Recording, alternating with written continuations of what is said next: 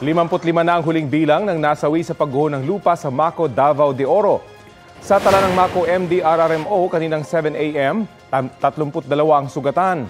63 ang huling bilang ng mga hinahanap pa pero binavalidate pa raw ito sa ngayon. Pinangunahan ni DSWD Secretary Rex Gatchalian ang pamimigay ng cash assistance at relief packs sa ilang evacuees. Ayon sa DSWD, nakapaglabas na sila ng mahigit 200 million pesos na halaga ng assistance para sa mga apektado ng iba't ibang kalamidad sa Davao Region, kabilang ang pagguho sa Maco. Nangako naman ang provincial government na magpapatupad ng no-build zone sa mga mapanganib na lugar base sa rekomendasyon ng Mines and Geosciences Bureau. Latest na sitwasyon po tayo sa Barangay Masara, Maco, Davao de Oro, kung saan tuloy ang operasyon ng isang minahan doon, hindi kalayuan sa pinangyarihan ng landslide. At live mula po sa bayan ng Mawab, may ulat on the spot si Argil Relator ng GMA Regional TV 1 Mindanao. Argil? Connie, sa kabila ng nangyaring pagguho sa Zone 1 Masara, patuloy umano ang operasyon ng Apex Mining na nasa 1 kilometro lang ang layo mula sa pinangyarihan ng pagguho.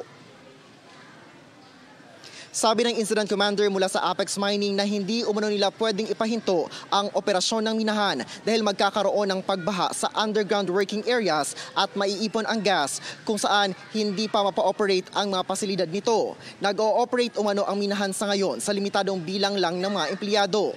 Nauna nang nilinaw ng Mines and Geosciences Bureau na environmental umano ang sanhi ng pagguho.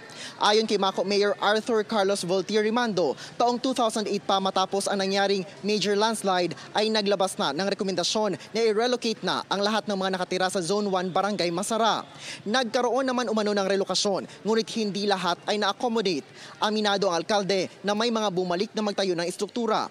Ayon kay Davao de Oro Governor Dorothy Gonzaga, hindi na papayagan na makabalik pa at makapagtayo ng bahay sa naturang lugar ang mga residente. Nag-uusap na umano ang local officials kung saang lugar ang irerekomendang relocation site upang ma-survey na ng MGB kung ligtas bang tirhan. Dagdag ni Mayor Rimando, iniutos na sa punong barangay ng Masara na maghanap ng lugar kung meron pa bang ibang posibleng ligtas na relocation site sa mismong parehong barangay.